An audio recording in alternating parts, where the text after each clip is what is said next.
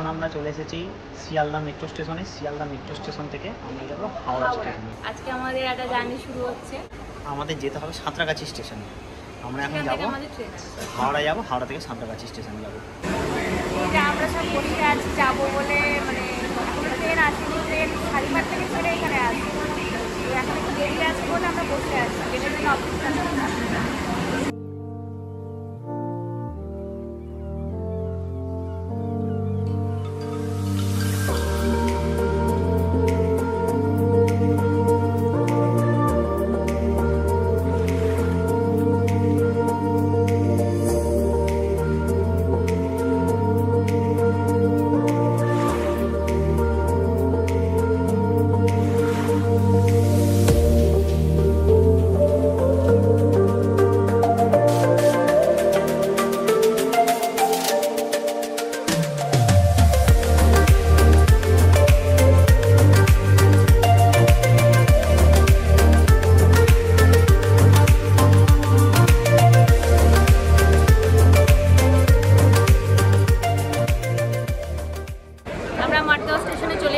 প্রায় 41 ঘন্টা জার্নি হলো। ট্রেনটা এমনিতে 1 ঘন্টা লেট ছিল, আর তারপরে আরও 1 ঘন্টা লেট, টোটাল 2 ঘন্টা লেট। তাহলে 42 ঘন্টা মতো টোটাল লাগলো। অ্যাকচুয়ালি 41 ঘন্টায় লেগেছে। তো আমরা পৌঁছে গেছি মাঠগাঁও স্টেশনে। আমরা সাঁতরাগাছি স্টেশনে উঠেছিলাম, শনিবার দিন রাত্রিরে ট্রেনে উঠেছিলাম। আর এখন হচ্ছে সোমবার, আজ সোমবার দিন কিন্তু আমরা এসে পৌঁছলাম মাঠগাঁও জংশন স্টেশনে। আগে দেখে দাঁড়িয়ে আছি, আর ও স্কুটি আনতে গেছে। স্কুটিটা অ্যাকচুয়ালি এখান থেকে বুক করেছিলাম। তো তোমাদের একটু মাঠগাঁও স্টেশনটা দেখিয়ে দিই ঘুরিয়ে ঘুরিয়ে। স্কুটি রেন্ট নেওয়ার জন্য কিন্তু ড্রাইভিং লাইসেন্স বাধ্যতামূলক, সেই সঙ্গে একটা আই কার্ড জমা রাখতে হয়। আর তার সঙ্গে আমরা কিন্তু ভালো করে গাড়িটার ভিডিও করে নিয়েছিলাম, পরে যাতে না বলতে পারে কোনো ক্ষতি হয়েছে গাড়ি। আমরা এখন মাঠগাঁও স্টেশন থেকে যাচ্ছি কালাঙ্গুটে। এখানে আমরা একটা স্কুটি রেন্ট করে নিয়েছি, পার ডে 400 টাকা হিসাবে আমরা স্কুটিটা রেন্ট করে নিয়েছি। একেবারে পুরো গোয়া ঘুরে আমরা এই স্কুটিটা ফেরত দেবো। এখন আমরা যাচ্ছি কালাঙ্গুটে। এখান থেকে কালাঙ্গুটের ডিস্টেন্স হচ্ছে প্রায় 50 কিলোমিটারের কাছাকাছি।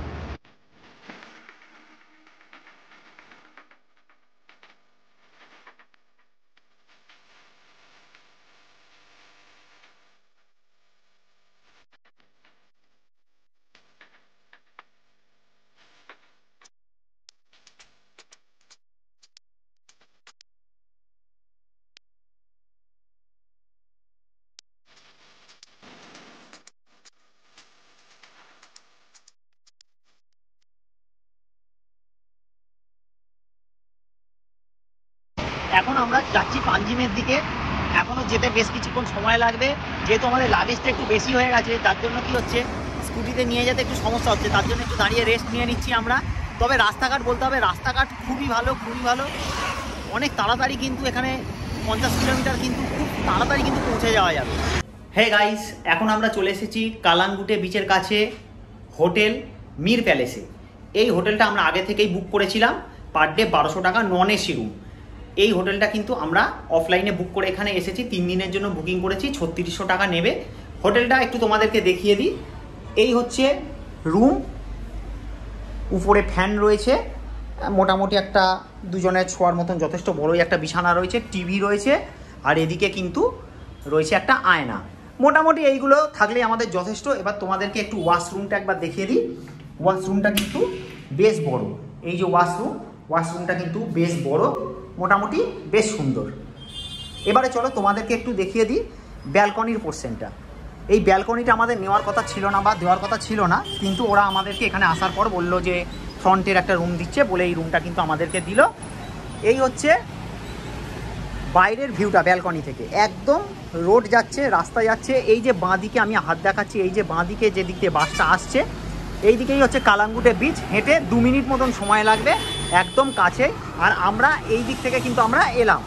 ওই যে লাল রঙের স্কুটিটা দেখা যাচ্ছে, আমি হাত দেখাচ্ছি, আঙুলে মেনশন করছি, লাল রঙের স্কুটিটার পাশেই কিন্তু আমি যে স্কুটিটা কিন্তু মাঠগাঁও থেকে ভাড়া নিয়ে কালাঙ্গুটেতে এসেছি রেন্টে, সেই স্কুটিটা কিন্তু ওখানেই পার্ক করেছি।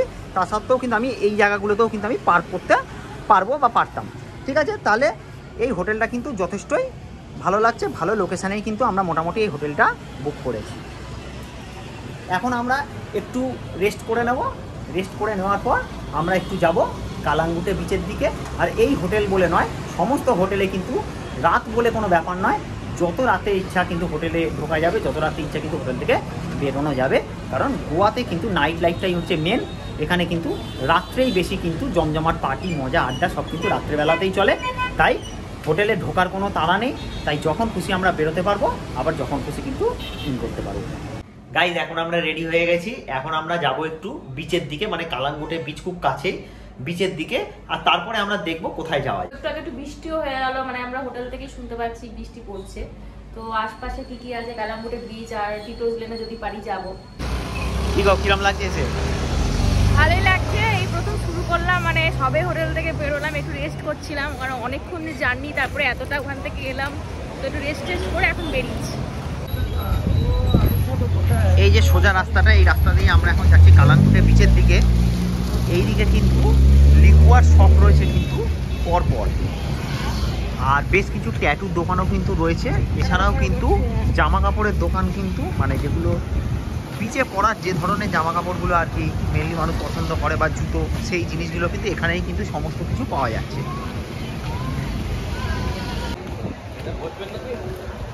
এই হচ্ছে কালাঙ্গুটে বিচ, আমরা সবে বিচে এলাম। এই যে এই দিকগুলো একদম সুন্দর করে আলোয় আলোয় সাজানো।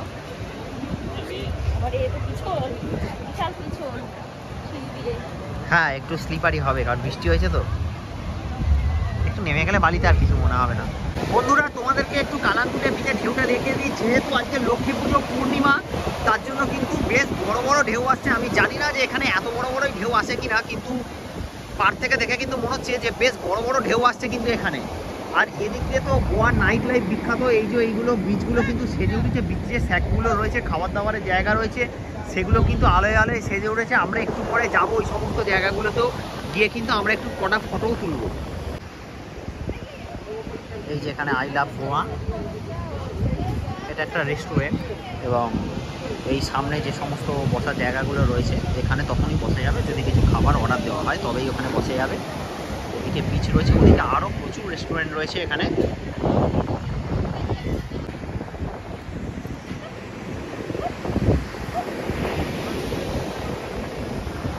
কেমন লাগছে কালাঙ্গুটে বিচ? খুবই সুন্দর লাগছে। আজকে এত বড় বড় ঢেউ, কি বলবো, মানে যত ভাবছি পা ভেজাবো না, তবু পা ভেজানোর জন্য এখন এতটা চলেই আসছে, মানে পা ভিজিয়েই থাকবে। এই তো ভিজেও গেল, এই যে ভিজে গেছে। আর এত সুন্দর চারিদিকে লাইট দিয়ে সাজানো, মানে খুব সুন্দর লাগছে দেখতে। দারুণ লাগছে, চতুর্দিকটা কিন্তু লাইট দিয়ে দারুণ সাজানো, এবং বসারও ব্যবস্থা রয়েছে এখানে, কিন্তু সেখানে কিন্তু খাওয়া দাওয়া করতে হবে, তবেই তারা বসতে দেবে। তো বেশ ভালো লাগছে। এখানে অনেকগুলো স্ন্যাক্সে কিন্তু লাইট দিয়ে সাজানো রয়েছে, কিন্তু আমার এইটা কিন্তু খুব ভালো লাগলো। এইটা কিন্তু দেখতে আমার দারুণ লাগছে। মাঝখানে যে লাভ সাইনগুলো রয়েছে, এগুলো কিন্তু ভীষণ ভালো লাগছে, বেশ ভালো লাগছে। এই জায়গাটা কিন্তু সাজানোটা আমার কিন্তু বেস্ট লাগছে এখনো পর্যন্ত। এই যে লাভ সাইনগুলো রয়েছে এখানে, আর বেশ উপরেও পর্যন্ত ছোট ছোট করে কিন্তু বসার জায়গা রয়েছে। এই যে উপর তলায় কিন্তু একটা বসার জায়গা রয়েছে, এখানেও কিন্তু লোকে ক্যান্ডেল লাইট ডিনার করছে। আর এদিকেও হচ্ছে সাজানো রয়েছে বেশ কিছু জায়গা, ছবি তোলার জন্য আদর্শ। কিন্তু হলে হবে কি, ক্যামেরায় ছবি যখন তোলা হচ্ছে তখন মুখে ঠিকঠাক আলোটা পড়ছে না।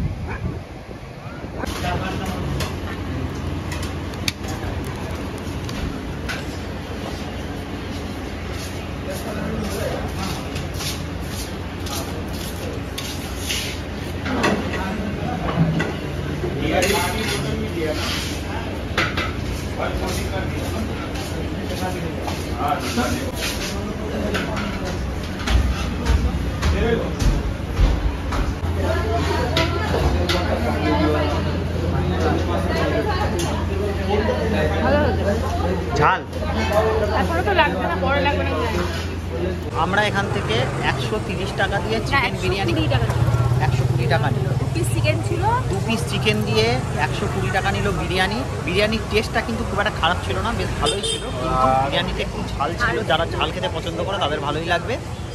আর চিকেন আমাদের ওখানে যেমন 1 কেজি নেওয়ার পর 50-60 গ্রাম কম হলে যেরকম অল্প একটু টুকরো ছুঁড়ে দেয়, ঠিক সেই রকমই দুটো ছোট ছোট পিস চিকেন ছিল। আলুও ছিল না, কোনো ডিমও ছিল না, মানে এখানকার স্টাইলটাই হচ্ছে এটা, তবে খেতে মোটামুটি ছিল। আমরা একটা সফট ড্রিঙ্ক কিনেছি, মানে এত সুন্দর লাগছে খেতে, কি বলবো, মানে ওটা বিরিয়ানির থেকে আমার তো এটা বেশি ভালো লাগে। আর 30 টাকা করে নিয়েছে, এমন কিছু বেশিও নেয়নি, চকলেট ফ্লেভারটা নিয়েছি। তোমার কেমন লাগবে? ভালো। কিন্তু আমাদের ওখানকার চকলেটের মতন যেন মনে হচ্ছে একটু আলাদা রকম আছে কিন্তু ভালো। চকলেট, কিন্তু একটু যেন ডিফারেন্ট টাইপের আছে, আমাদের ওখানকার মতন ঠিক নয়, কিন্তু মোটামুটি খেতে ভালো লাগছে। আর বেশ অনেকটা কোয়ান্টিটি।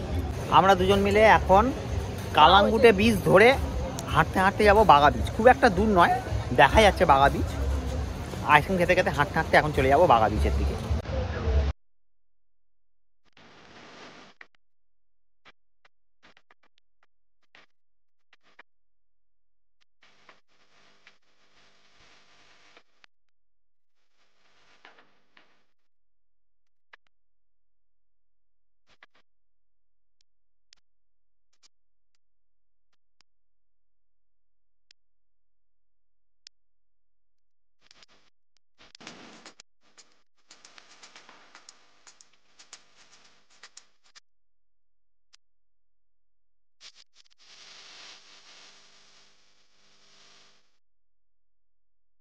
এই হচ্ছে বাগা বীজ। আমরা এখন চলে এসেছি হাঁটতে হাঁটতে কালাঙ্গুটে বীজ থেকে বাগা বীজে চলে এসেছি। আর বাগা বীজের ভিউটা কিন্তু অসাধারণ, যদিও রাত্রিবেলা। বীচের কথা বলছি না, মেনলি বলছি এই স্যাক্সগুলোর কথা, যেগুলো কিন্তু পুরো একদম আলোয় আলোয় সেজে উঠেছে। তো এইগুলো কিন্তু ভীষণ সুন্দর লাগছে দেখতে, যেহেতু রংবাহারি আলোতে সেজে উঠেছে, ফলে কিন্তু দারুণ একটা পরিবেশ সৃষ্টি করেছে। এই হলো ব্রিটোস ক্যাফে। এটা নাকি গোয়ার খুব নাম করা, যদিও এটা আমার জানা ছিল না, মৈত্রী এটা আমাকে বলল। তারপরে আমরা হাঁটতে হাঁটতে চলে গেলাম টিটোস লেনের দিকে। অ্যাকচুয়ালি আমাদের উদ্দেশ্য ছিল কোনো একটা নাইট ক্লাবে ঢোকা, কারণ গোয়া মানেই এই নাইট ক্লাব পার্টি এগুলোই নাকি সেখানকার ফেমাস। তাই গোয়ায় গেছি আর সেগুলোর এক্সপিরিয়েন্স নেবো না তা তো হয় না। যদিও আমরা এসব আগে কখনো যাইনি, তাই প্রথমবার কিন্তু পিঙ্ক এলিফ্যান্টে ঢুকেছিলাম। যেহেতু আমাদের আগে এরকম কোনো এক্সপিরিয়েন্স ছিল না, ভিতরে গিয়ে দেখলাম বাপরে বাপ, ব্যাপারটাই তো একদম অন্য রকম। সেখানে রাশিয়ানদের সে কি নাচ, যেমন তাদের নাচ তেমন তাদের ড্রেস, যেগুলো ভিডিওতে আনাই যাবে না। তাই ভিডিওতে শুধুমাত্র আমাদের দুজনকেই দেখালাম। আর এখানে আমাদের কাপেলদের এন্ট্রি ফি পড়েছিল 500 টাকা করে, যার মধ্যে 450 টাকার কুপন ছিল, সেগুলো দিয়ে আমরা খাওয়া দাওয়া করেছিলাম। আমরা খেয়েছিলাম ক্রিস্পি চিকেন আর সাথে নিয়েছিলাম একটা কোল্ড ড্রিঙ্কস। গোয়ার প্রথম রাতের ভিডিওটা আমরা এখানেই শেষ করছি। আবার পরবর্তী দিনের ভিডিও পরবর্তী পার্টে নিয়ে আসব। পরবর্তী পার্টের ভিডিওটা দেখার জন্য চ্যানেলটা অবশ্যই সাবস্ক্রাইব করে রেখো, কারণ ভিডিওর শেষ পার্টে আমরা কিন্তু তোমাদেরকে জানিয়ে দেব যে আমাদের দুজনের টোটাল কত খরচ পড়েছিল। তবে এটুকু তোমাদেরকে এখনই জানিয়ে রাখি যে আমরা দুজন কিন্তু খুব কম খরচেই গোয়া ঘুরে এলাম।